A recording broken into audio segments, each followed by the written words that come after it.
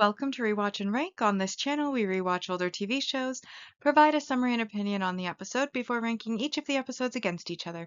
Today's episode is Charmed Season 2, Episode 10, Heartbreak City. The episode in a nutshell is just a brief summary reminder of exactly what happens within this episode. So the episode starts with Cupid bringing together Max and Cindy as a couple when he is then basically accosted by Drazi, who obviously has some history with him and some beef, and steals his ring, leaving Cupid to then go to the Charmed Ones to try to get help. And we see that Dan and Piper, Jack and Prue are on a double date, which was supposed to be a triple date, but Phoebe was stood up. And so Phoebe is the one that the Cupid chooses to approach. However, he's chased off by Dan and Jack when it looks like he's attacking her.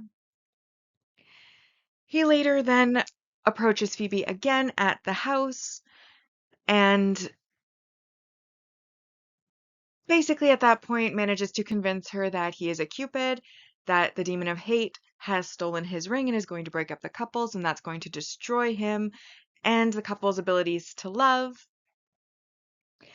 And so the sisters then brew the vanquishing potion, go after Drazi, and they go after Drazi after he breaks up Cindy and Max. And then they throw the vanquishing potion at him. He turns into a black goo puddle, and they assume that he is dead, though Cupid's ring has disappeared. But luckily, there is a way for the Cupid to be sent back to their headquarters to be issued a new ring with a potion. So Phoebe, being the single one who doesn't have a date that night like Piper and Prue do, is the one who goes home to make the potion that's going to send the Cupid back. However, as she is making the potion, he's helping her to open up to love. She starts to fall for him a bit. And then Cupid starts to no. Oh my gosh.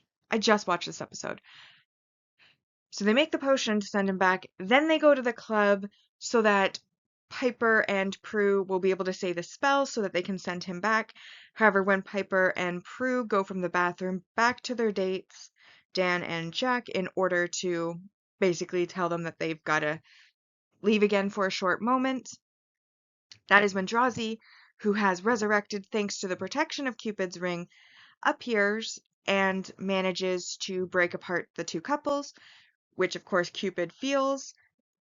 Phoebe tries to stop everybody from leaving because she knows what's happened. And they basically refuse to listen, and even her sisters won't listen to her and tell her that if she's with the Cupid, then she needs to go, and they're all upset about the Cupid. They then leave. Phoebe then acts as the Cupid's ring and brings back Cindy and Max together by encouraging Cindy to get over her fears and her doubt in love and to tell Max how she truly feels, which is that she does love him. And then they return to the manor where Phoebe has set up Dan and Jack by pretending to be Prue and Piper and gotten them to the house. And while they're at the house and Phoebe is trying to talk them around to remembering how they felt about each other as well, Cindy does arrive at the hospital. Her and Max do reunite. Drazi feels this just as he's about to break up yet another couple. And knowing what the Cupid is doing, he then makes his way towards the manor house. They then have Dan and Jack go to the convenience store for some frozen pizzas. And the sisters basically stay within, and Phoebe then informs them that Drazi wasn't actually vanquished. He's on his way there. They'll need to stop him. And sure enough, Drazi appears, sticks his hand into Cupid's chest, and Phoebe basically, once Piper freezes the two of them, swaps the ring from Drazi's finger onto Cupid's finger so that the ring will protect Cupid instead of Drazi, and then puts the leftover vanquishing potion onto Drazi, who then is truly vanquished this time. And Cupid then being able to have his ring back, doesn't need their spell or potion to go home, and he kisses Phoebe goodbye before he leaves, and then we end on a triple date in which the guy actually showed up this time for Phoebe, and they all go and get coffee happily ever till the next episode. Now that we've been reminded about what happens within this episode, it's time to rank the episode. On this channel, we rank on two lists. We rank on the mostly objective ranking list, which is void of emotion but may include bias and judgment, and then the personal ranking, which is the emotional response and opinion to the episode. So as always, we'll start with our mostly objective rank values, which I will start with the positive. Obviously, we have our single episode supporting character introductions, and this is Drazi and Cupid, which are worth 2 points each. We then have our main relationship developments, which are worth 4 points. And this, of course, is the fact that, both of the couples are happy. Jack and Prue, they're double dating with Dan and Piper, potentially triple dating, except again, Phoebe got stood up at the start, though at the end of the episode, they are triple dating because the guy does show up this time. Then after they're double dating, Phoebe obviously leaves early, and then the next morning it is revealed when Phoebe goes looking for her sisters that neither one of them had come home the night before, so obviously doing very well. Prue calls Phoebe and notes how her and Jack just talked all night. And then on Dan's side, we have Phoebe walking in on their morning after glow. Piper's in Dan's shirt, and he is bringing her breakfast in bed, and he is giving her a necklace, and she seems iffy on accepting the necklace, though she tries to cover it.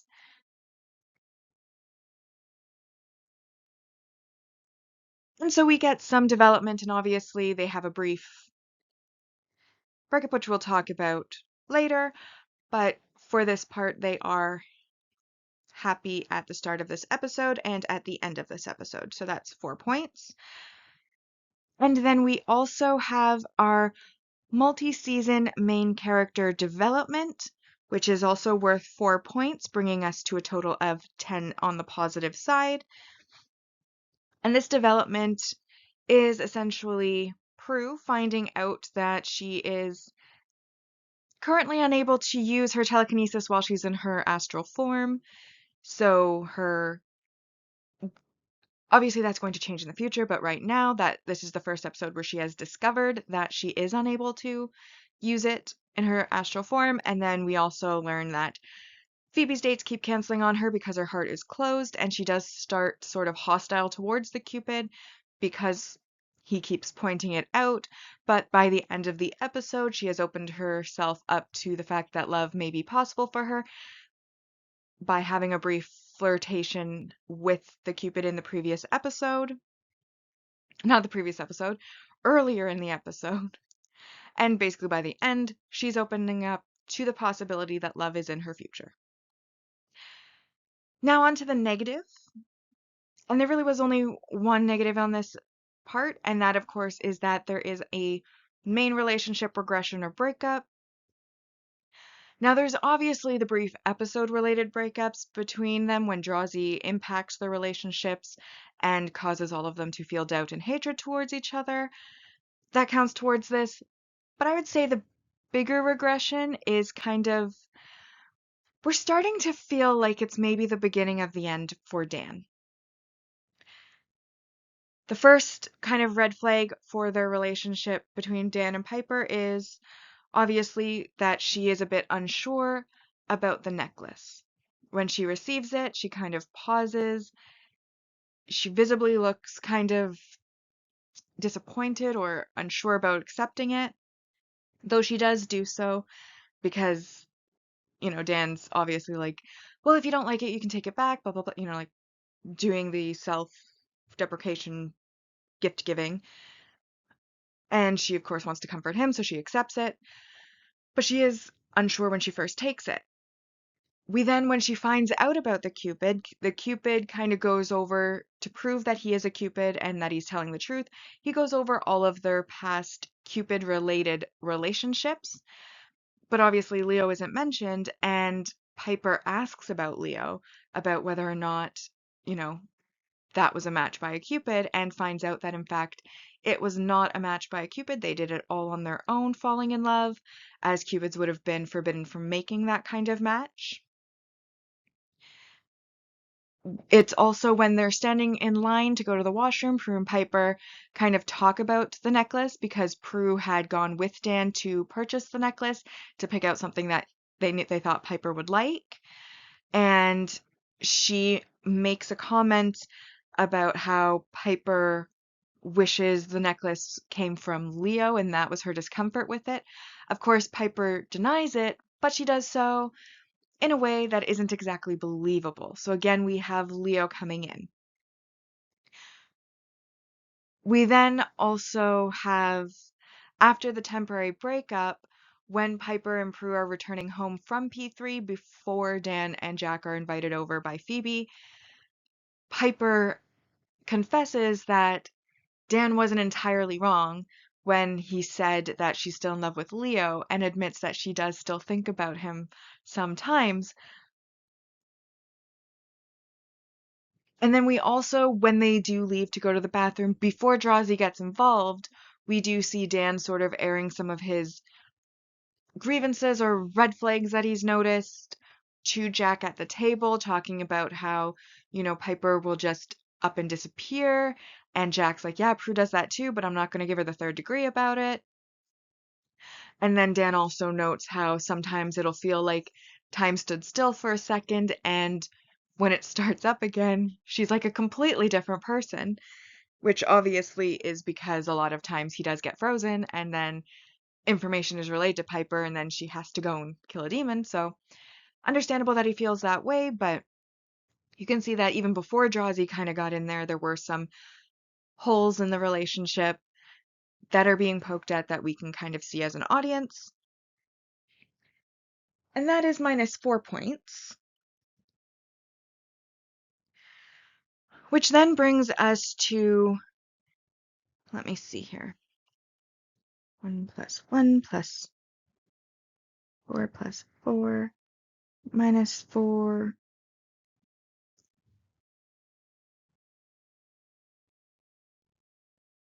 Oh, sorry, -3.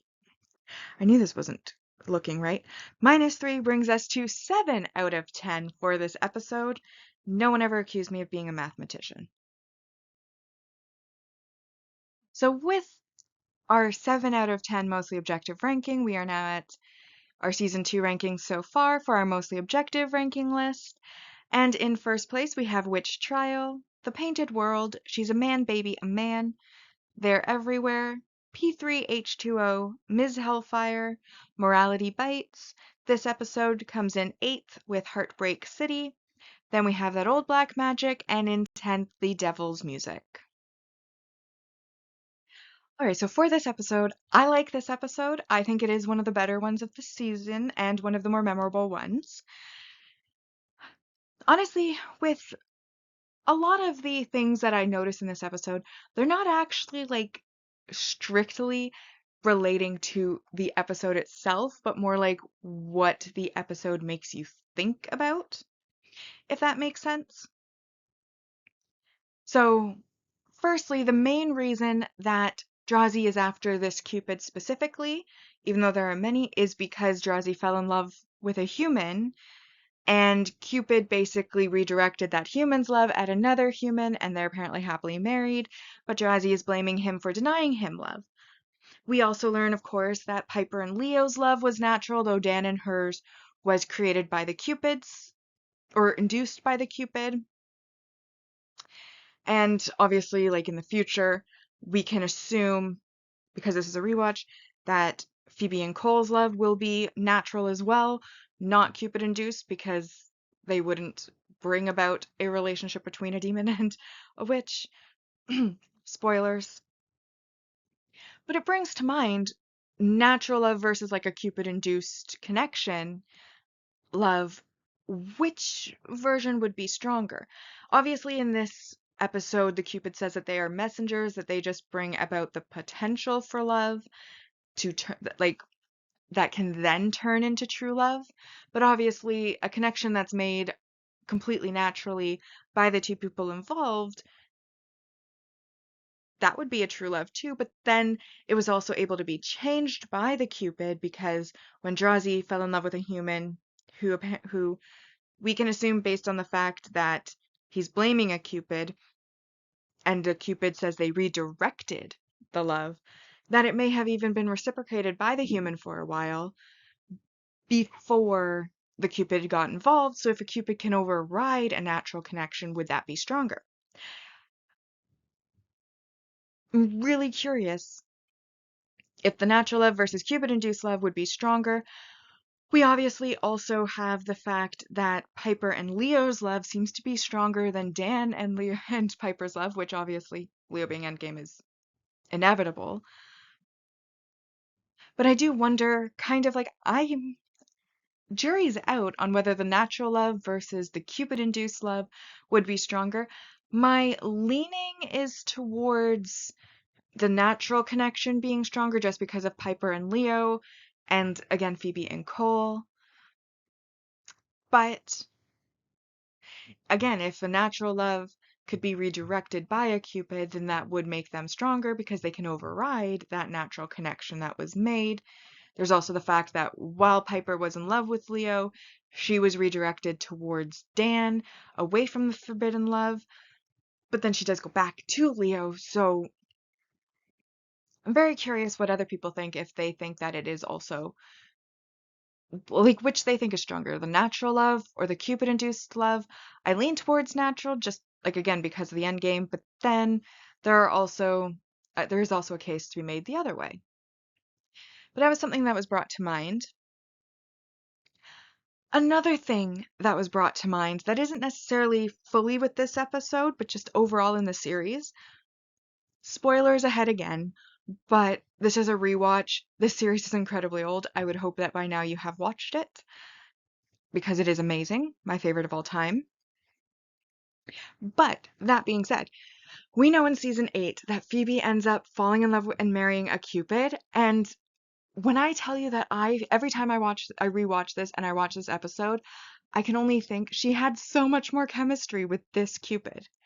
And I wish that there was a universe in which they had gotten this original actor of the Cupid to reprise the role as Cupid and be sent back to her to find her another lover who then she would fall in love with and it not be a forbidden love, because they already made a connection in this episode. There was a lot of chemistry between Phoebe and this Cupid.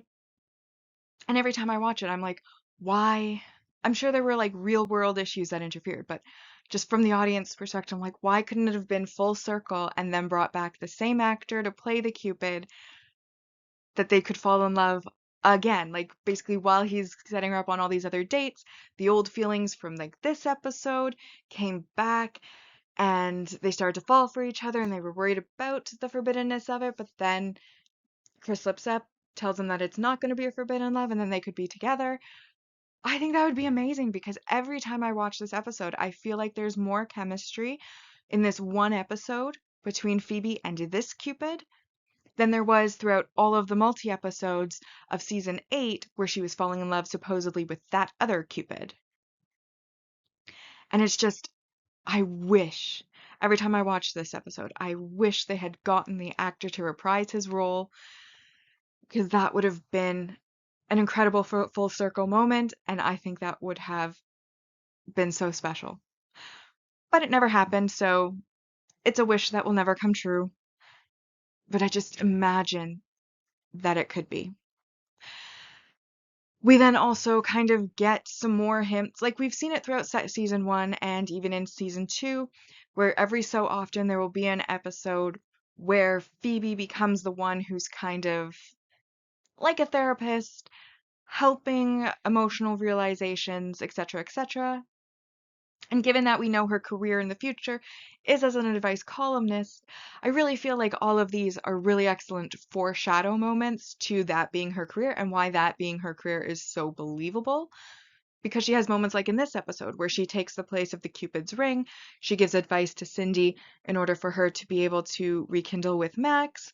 She gets Piper and Dan and Prue and Jack to start seeing each other, like seeing past their hate and back to love, just through talking without the use of the ring, because that is a natural skill set that she has. And I love this little bit of foreshadowing that ends up coming through. I also want to call out the wardrobe. I really, really, really liked when they vanquished Jazzy the first time on the street when Max and Cindy broke up.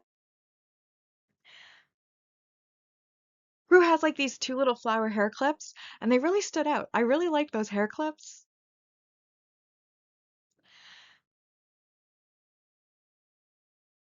And then I also, in my notes when I was watching the episode, made a note about the color red being the vanquishing powder that they used on Drazi, and how red can signify both love and hate. And the Cupid also makes a point about how the line between love and hate is so thin. And I feel like it, I don't know why I put that in my notes, but I am going to note it because I put it in my notes. But yeah, I think the most heartbreaking thing about this entire episode is how well the Cupid and Phoebe go together, and that they didn't have the actor reprise his role because it would have been so perfect in season 8. It depresses me every time I see the episode. Of course, by the time we get to season 8, I'll probably have forgotten. But when I'm watching this episode specifically, every time, I wish it so badly. Anyways, that being said, I think because of the unfulfilled wish, I do feel like that's probably why it didn't score as highly as it might have otherwise, but it is still a very good episode. It still scores really highly. It scores an 8 out of 10 for me personally, and because it's an 8 out of 10, that has our order so far as in first place P3H2O, then Ms. Hellfire. Heartbreak City this episode comes into third, and then we have Witch Trial, The Painted World, They're Everywhere, She's a Man Baby, a Man, The Devil's Music, Morality Bites, and my least favorite so far, that old black magic. Which now brings us to the final segment, which is of course our series ranking so far, where we rank each of the seasons against each other. On our mostly objective ranking, Season 1 ended out with 73.18%. Season 2's score so far has gone up to 81 out of 220. Then on our personal ranking side, we have Season 1 closing out with 71.50%. And Season 2 so far has built up a score of 54 out of 220. And so with that, we have now rewatched and ranked Charmed Season 2, Episode 10, Heartbreak City. Like and subscribe if you'd like to, and I'll see you in the next episode.